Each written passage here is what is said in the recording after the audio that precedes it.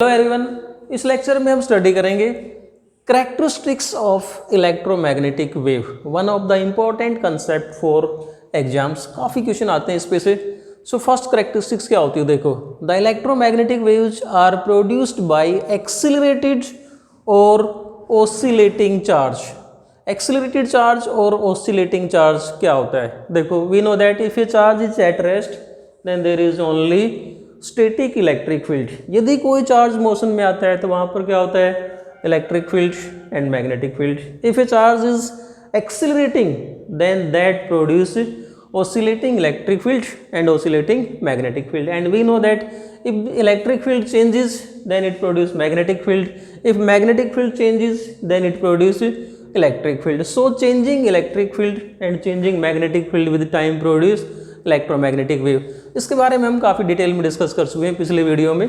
यदि आपने पिछला वीडियो नहीं देखा है सोर्स ऑफ इलेक्ट्रोमैग्नेटिक वेव तो आप देखना, वहाँ से आपको समझ में आएगा ये जो प्रॉपर्टी है कि कोई एक्सिलरेटेड और ऑसिलेटिंग चार्ज क्या कर सकता है, इलेक्ट्रोमैग्नेटिक वेव प्रोड्यूस कर सकता है। और वहाँ पर हमने इस डायग्राम को काफ़ी अच्छे से एक्सप्लेन किया था कि suppose this is electric field, changing electric field, then it produce changing magnetic field, this changing magnetic field produce electric field, then this electric field produce magnetic field and so on। इस प्रकार से electromagnetic wave क्या होते हैं, setup हो जाते हैं, right.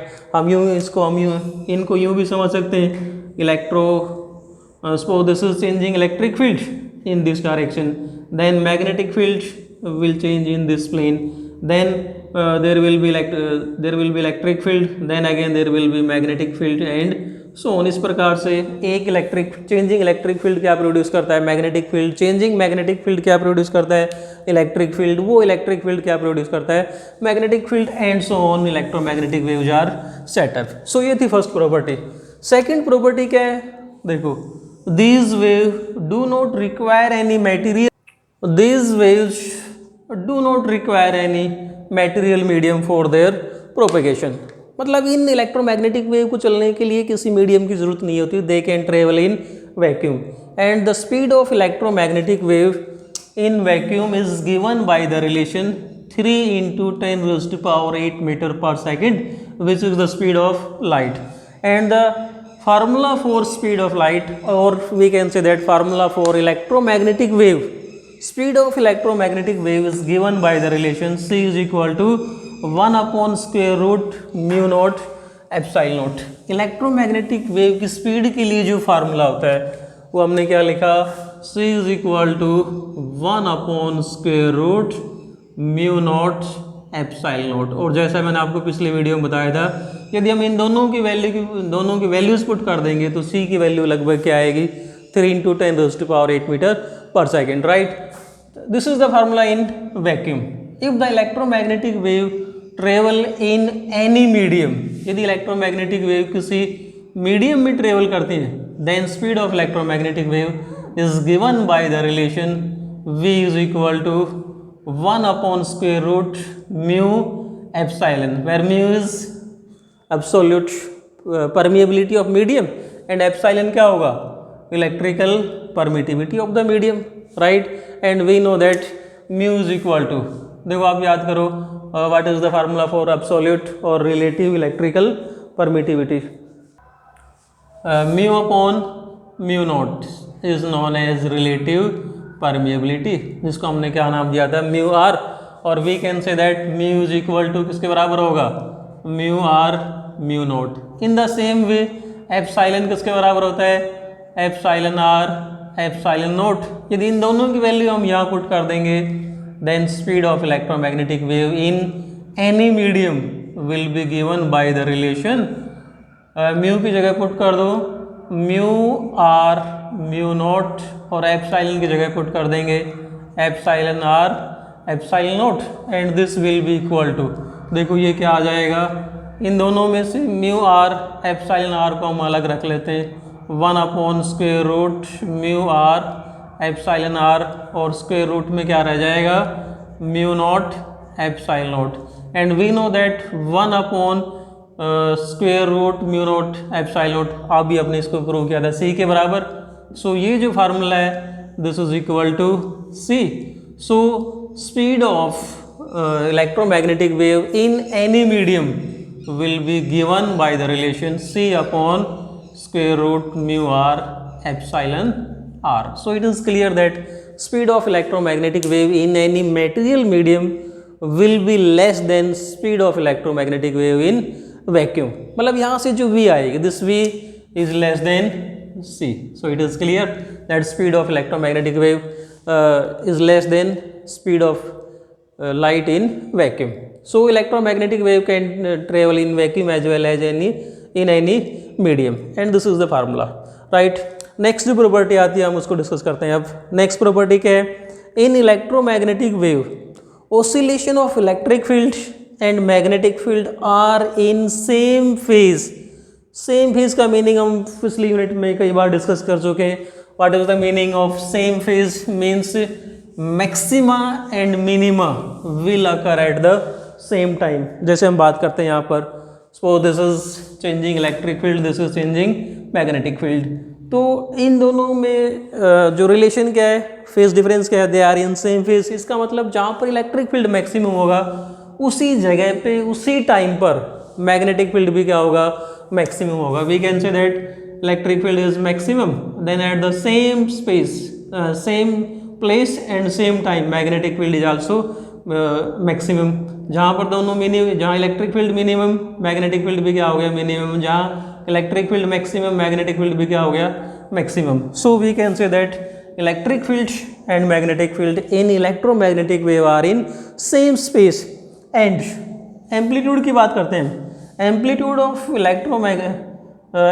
Of electric field and magnetic field in case of electromagnetic wave is given by the relation E naught by B naught, that is maximum value of electric field, and B naught क्या है? maximum value of magnetic field. So the ratio of amplitude of electric field and amplitude of magnetic field is given by the relation E naught by B naught is equal to C. E0 upon B0 is equal to C. काफ़ी important formula है, इसको आपको याद रखना है. E naught maximum value of electric field या amplitude of electric field, B naught maximum value of magnetic field या magnitude amplitude of magnetic field. इनका जो रेशियो आएगा that will be equal to speed of light C. Next property की बात करें. Next property क्या है हमारे पास में? एनर्जी की बात करेंगे, और काफ़ी इंपॉर्टेंट प्रॉपर्टी है, वेरी इंटरेस्टिंग टू अंडरस्टैंड. देखो, energy, electromagnetic wave carry energy, मतलब इलेक्ट्रोमैग्नेटिक वेव पास में अपनी खुद की एनर्जी होती है, और वो जो एनर्जी होती है, energy of electromagnetic wave is divided equally between electric field and magnetic field. We know that electromagnetic है both electric field and magnetic field, दोनों के कारण से एनर्जी क्रिएट होगी, राइट. तो हमें यहाँ पर क्या प्रूव करना है कि इलेक्ट्रोमैग्नेटिक वेव के पास में जो टोटल एनर्जी है उसकी आधी कहाँ होती है? इलेक्ट्रिक फील्ड की, और आधी कहाँ होती है? मैग्नेटिक फील्ड में. मतलब इलेक्ट्रिक फील्ड और मैग्नेटिक फील्ड जो एनर्जी कैरी करते हैं वो क्या होती है? इक्वल होती है. टोटल एनर्जी इक्वल रूप से डिवाइड होती है, राइट. इसको हमें प्रूव करना है. We know that average electric energy density, electric energy density की बात करते हैं तो formula for electric energy density that is energy per unit volume की हम बात करते हैं. तो energy density, electric energy density क्या होती है? UE is equal to 1/2 epsilon naught E square, where epsilon naught क्या है? Absolute electrical permittivity of free space. E क्या है? Electric field. In case of magnetic field, average magnetic energy density क्या होती है? UB is equal to B square by twice of mu naught. But these are for static electric field and magnetic field. ये जो होती हैं, ये होती है किस केस में?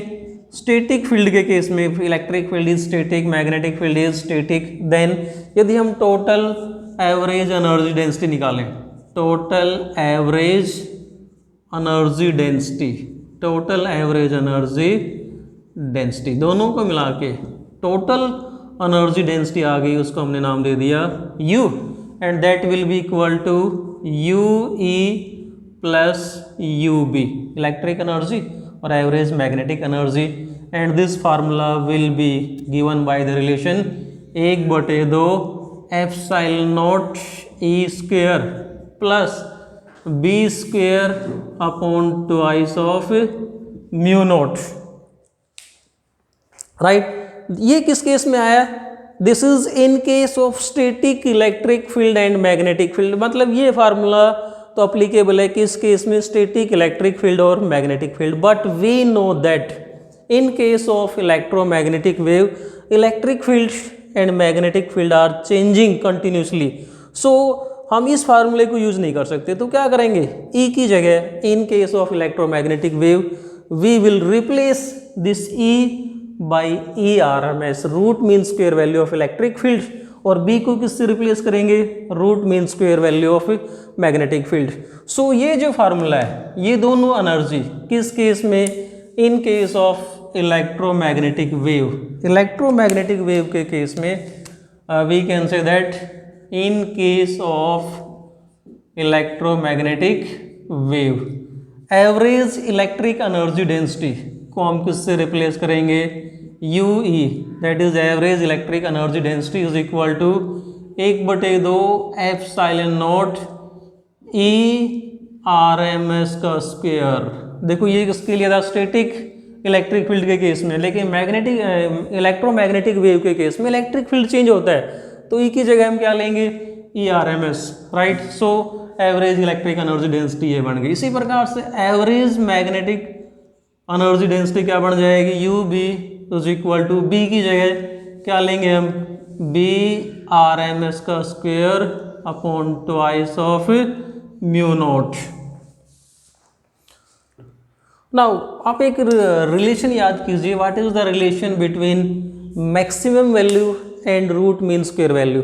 आपको फार्मूला याद आ रहा होगा, हमने प्रूव किया था E R M S is equal to E naught by square root 2, और यदि ई आर एम एस का स्क्वायर कर देंगे तो ये क्या होगा? ई नोट का स्क्वायर अपॉन में स्क्वायर रूट हट जाएगा, 2 आ जाएगा। सो ये फार्मूला किससे रिप्लेस कर सकते हैं? इसको हम 1/2 एप्सिलॉन नॉट और ई आर एम एस के स्क्वायर की जगह आप क्या पुट कर सकते हो? ई नोट का square upon 2, and 2 into 2 totally क्या बन जाएगा? 1/4 average electric energy density in case of electromagnetic wave के लिए फार्मूला ये आ गया 1/4 E naught epsilon naught E naught का स्क्वायर। इसी प्रकार से यहाँ बात करेंगे तो बी आर एम एस के स्क्वायर को हम किससे रिप्लेस कर देंगे? बी नॉट का स्क्वायर अपॉन 2, और इन 2 में क्या है? Twice of mu naught. So again this will be equal to B naught का स्क्वायर अपॉन में 4 म्यू नॉट। ये कन्वर्ट हो गया formula in case of maximum electric field and maximum magnetic field. अब हमें ये प्रूव करना है कि ये average electric field energy and average magnetic field energy same होंगे। That is we have to prove that U E is equal to U B. Now to prove that U E is equal to U B, हम इस relation को से शुरू करते हैं। You B हमने क्या लिखा? U B is equal to B R M S का square upon twice of mu naught. इस फार्मूले को हम इस प्रकार से भी लिख सकते हैं। देखो जैसा हमने अभी पढ़ा था, E naught by B naught is equal to क्या होता है? We know that E naught by B naught is equal to C. In the same way यदि हम ई नोट की जगह आर एम एस ले लेते हैं, then E R M S upon B R M S भी किसके बराबर होगा? सी के बराबर। और we can say that B R M S is equal to E R M S upon C, right. तो यहाँ पर क्या है? बी आर एम एस का स्क्वायर है, सो इसका स्क्वायर करोगे तो बी आर एम एस का स्क्वायर क्या होगा? ई आर एम एस का square upon C square put कर दो यहाँ पर। देखो 1 upon twice of mu naught as it is into B R M S के स्क्वायर की जगह ये पुट कर देते हैं हम ई आर एम एस का square, E R M S square upon में C square. But we know that C is equal to, अभी हमने पढ़ा था पिछली प्रॉपर्टी में कि speed of electromagnetic wave is given by the relation C is equal to 1 upon square root mu naught epsilon naught. यदि इसका square करोगे तो ये क्या आ जाएगा? 1 upon mu naught epsilon naught. इसको ऊपर ले आओगे तो 1 upon C square is equal to क्या होगा, म्यू नॉट एप्सिलॉन नॉट। यहाँ पर यदि हम 1/c² की जगह क्या पुट कर दें, म्यू नॉट एप्सिलॉन नॉट, तो यही रिलेशन क्या आ जाएगा, U B is equal to mu naught epsilon naught upon में twice of mu naught into ERMS का स्क्वायर, और म्यू नॉट से म्यू नॉट कैंसिल कर देंगे, क्या बचेगा हमारे पास में 1/2 एप्सिलॉन नॉट इंटू ERMS का स्क्वायर। देखो 1/2 एप्सिलॉन नॉट ERMS का स्क्वायर, 1/2 एप्सिलॉन नॉट ERMS का स्क्वायर किसके बराबर होता है, एवरेज इलेक्ट्रिक एनर्जी डेंसिटी।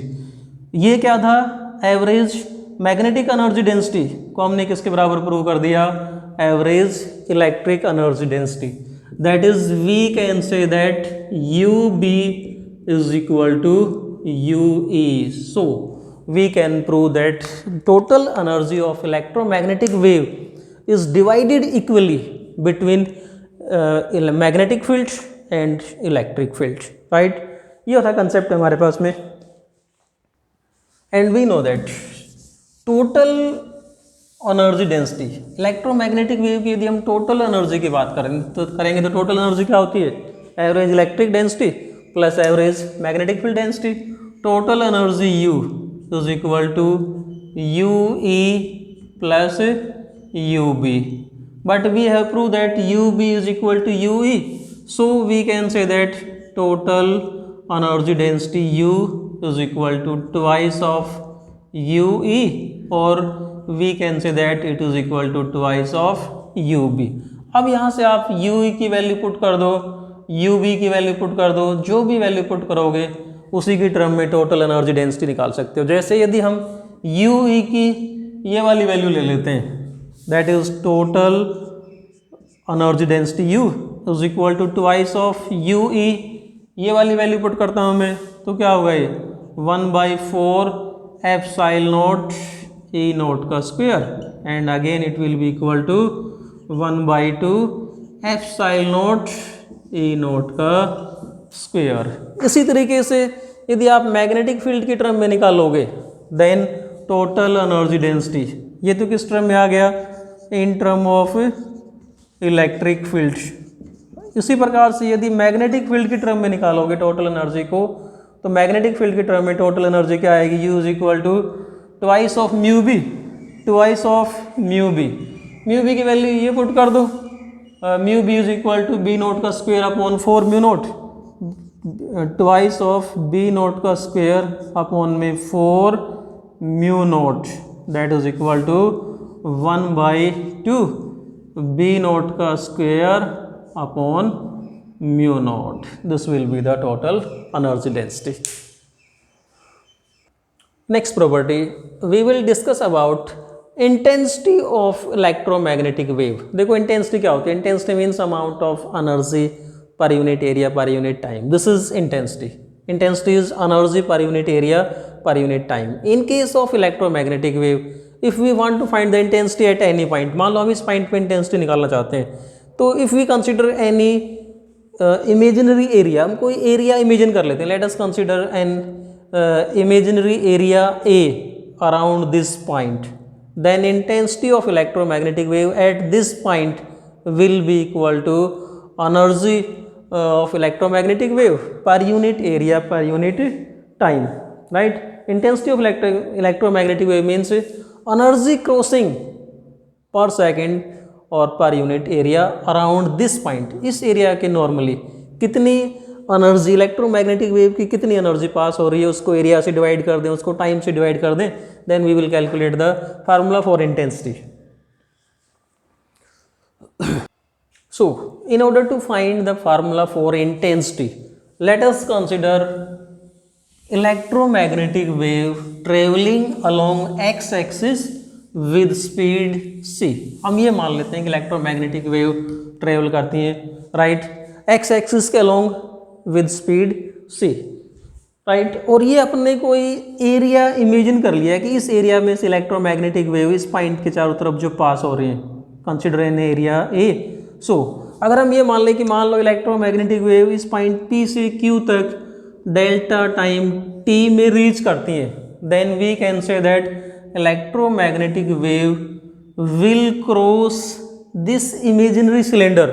ये जो हमारे पास में सिलेंडर बन गया, इस सिलेंडर को क्रॉस करेंगी, राइट, कितने टाइम में, डेल्टा टी में, and length of this cylinder will be given by the formula c is equal c into delta T.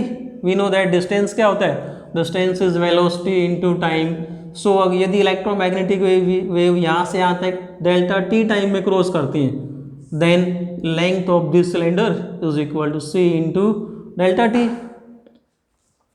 Now, if we assume that UAV is average energy density, this is average energy density crossing this cylinder. इस cylinder में से जो average energy density पास हो रही है, that is equal to UAV, then we can say that what will be the energy. यदि हम energy की बात करें, energy of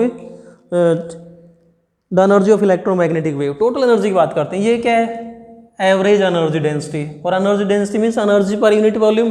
total energy crossing this cylinder in time delta T को क्या करेंगे, यू एवरेज को किससे मल्टीप्लाई कर दो, volume of this cylinder, and volume of this cylinder will be equal to area into its height. We know that volume of cylinder क्या होता है, area into height, and height is equal to C into delta T.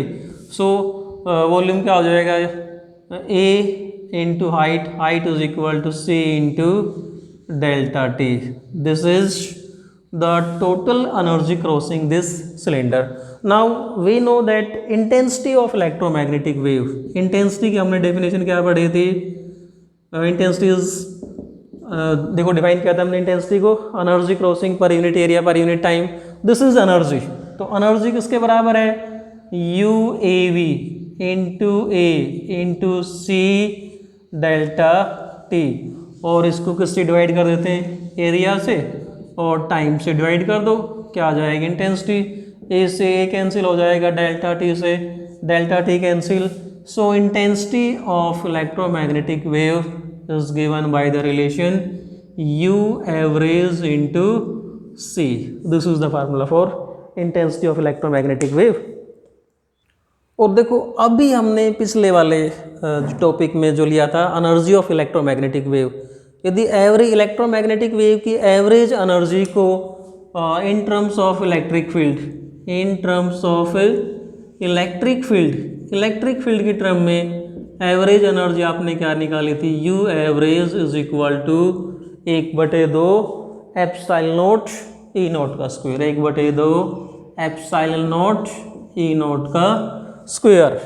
So intensity क्या आ जाएगी, what will be the intensity, electric field की term में intensity निकालोगे तो यू एवरेज की वैल्यू पुट कर दो, 1/2 एप्सिलॉन नॉट E नॉट का square into C, right, this will be the intensity in term of electric field. इसी प्रकार से यदि मैग्नेटिक फील्ड की टर्म में इंटेंसिटी निकालोगे तो यू एवरेज की वैल्यू पुट, तब यहाँ पर U एवरेज क्या होगा, इन term of magnetic field, in term of magnetic field U average, average energy density जो हमने डिस्कस की थी वो किसके बराबर आई थी, that is equal to B naught का square, B naught square upon में twice of mu naught, right.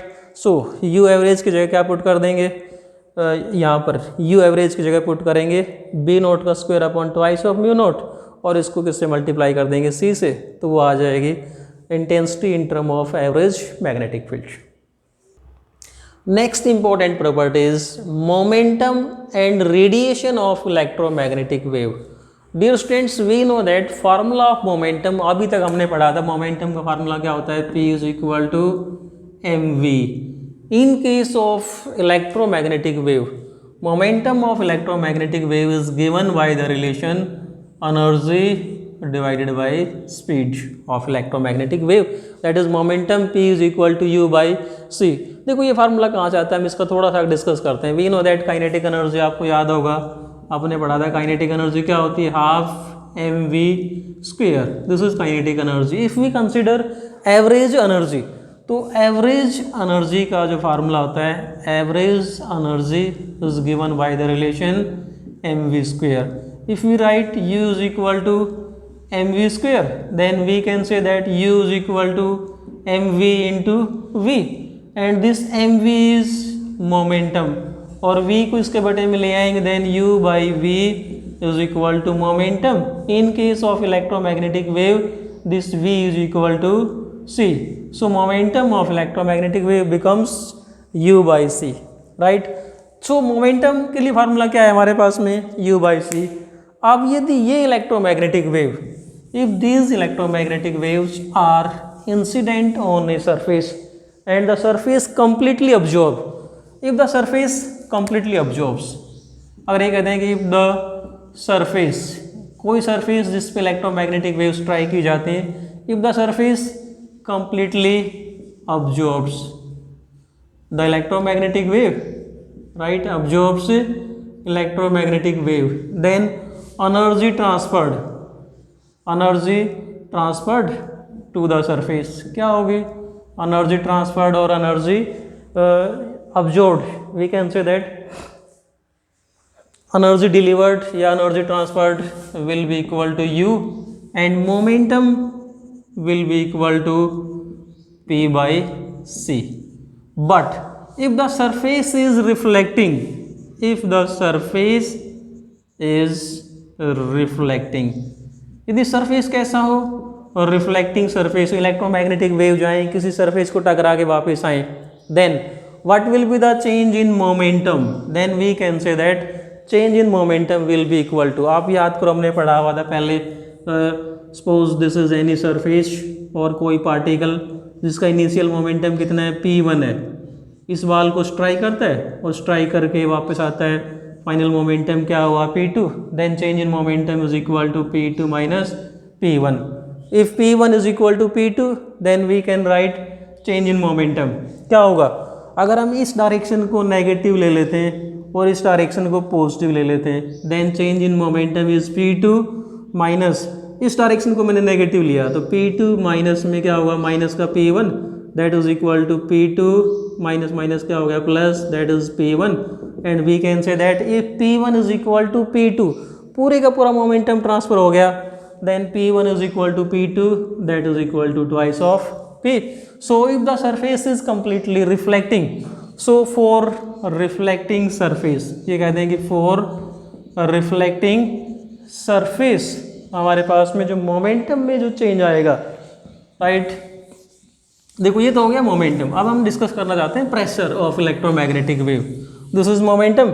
Now for pressure, हम प्रेशर निकालने के लिए क्या कर रहे हैं, if the surface is reflecting, then change in momentum will be equal to twice of u by c. Then we know that force, आप याद करो what is the formula for force, force is defined as rate of change of momentum, then we can say that force is equal to rate of change of momentum, that is this change in momentum. और इस change in momentum को हम यदि किससे divide कर देते हैं, time से डिवाइड कर देते हैं, then there will be force. Force is change in momentum upon time, right? And radiation pressure. So if there is change in momentum, there is force. If there is force, then there is pressure. Radiation pressure. Pressure क्या होता है? Pressure is force upon area. Formula for pressure is force upon area. आपने पढ़ा हुआ है, P is equal to F by A. Pressure is force per unit area.